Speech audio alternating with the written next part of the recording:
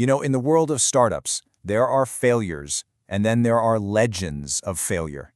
We're talking about stories of ideas that burned so bright and so incredibly fast, they left a billion-dollar crater in their wake.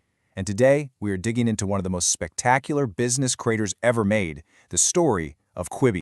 Okay, let's just start with the number that defines this whole story. $1.8 billion.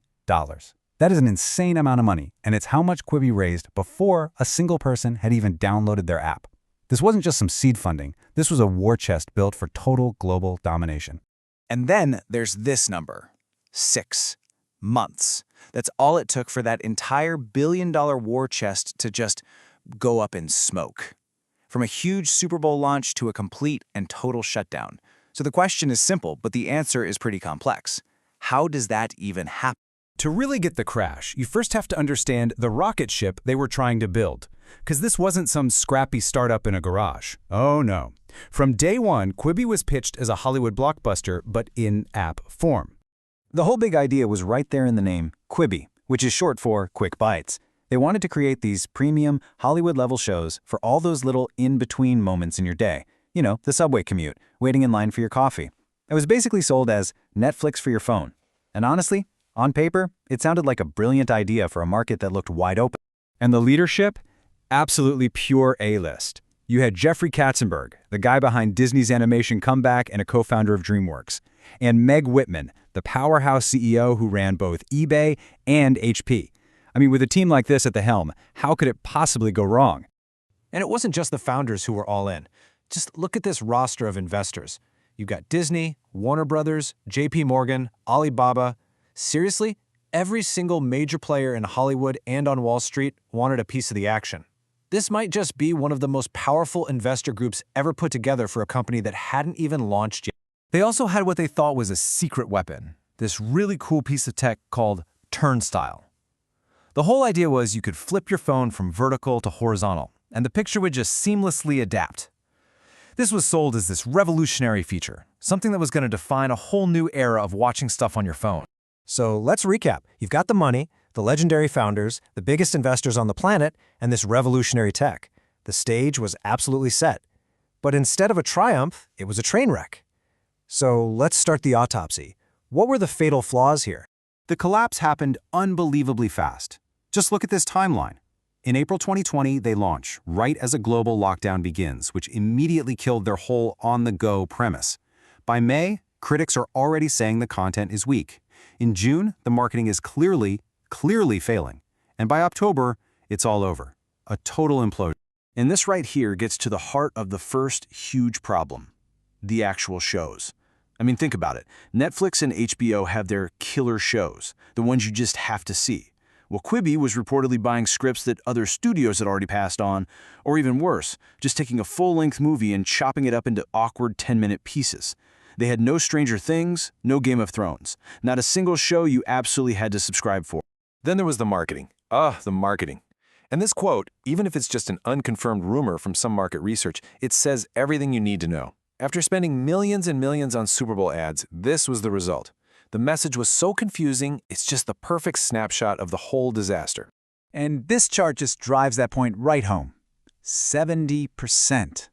Can you imagine spending that much money and the main thing you communicate to people is that you might be the next Uber Eats? It's an almost unbelievable failure to explain what your product even is.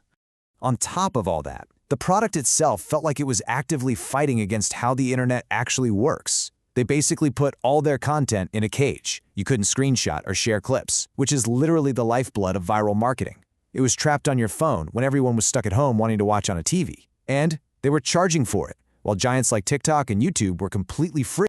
And internally, things apparently weren't much better. This quote from someone inside the company just paints this picture of a super top-down culture where the leaders believed they knew best and any feedback from the team was just ignored. It really suggests a deep disconnect between the vision at the top and the reality on the ground. So all of these problems, the content, the marketing, the product features, they all point to one fundamental catastrophic mistake. It's what you might call the original sin of Silicon Valley, building a brilliant solution to a problem that doesn't actually exist. That whole question is all about this one concept, product market fit. It's really just a fancy way of saying you should build something that a lot of people actually want or need. It's the absolute foundation of every single successful tech company out there. And this is how you find that fit. It's called the lean startup method. You build a simple version first, then you test it, you listen carefully to what your first users say, and then you adapt. It's a whole process designed specifically to reduce risk and avoid building something that nobody wants. Well, Quibi just ignored all of that. They didn't build a simple prototype. They didn't test their idea with users. They started with this massive, completely unproven idea that millions of people would pay for high-end drama on their phones, and they bet nearly $2 billion that they were right on the very first try. And this chart really shows the impossible market they were trying to muscle into. They put a premium price tag on those in-between moments.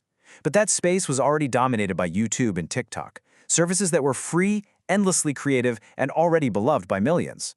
Quibi built an expensive solution to a problem that, well, had already been solved for free. So, when all the dust finally settled, what was left? What are the really critical lessons that we can pull from the wreckage of this billion-dollar failure? The final numbers are just brutal. Almost $2 billion in funding, completely gone in just 6 months. Hundreds of employees suddenly out of a job. It's a summary of failure on a scale that's almost impossible to imagine. In the end, maybe this one quote just says it best. A $1.7 billion lesson in ego over insight.